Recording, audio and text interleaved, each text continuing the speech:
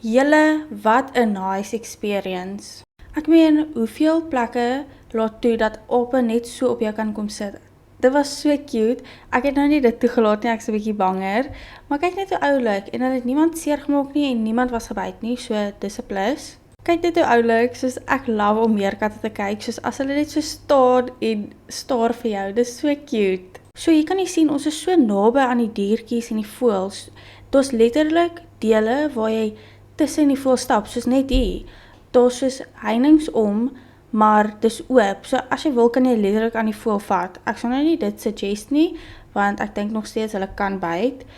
Al is hulle hoe maak, ag kyk net oulik. Maar ja, kyk hoe mooi is hierdie voëls. En daar is sulke groot verskeidenheid.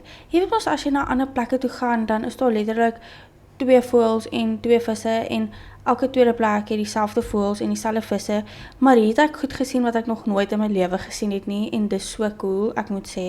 Ry mense regtig op volstruise? Soos is dit 'n regte ding of droom ek? Want ek kon sweer dit was in daai een movie, Blended, dink ek.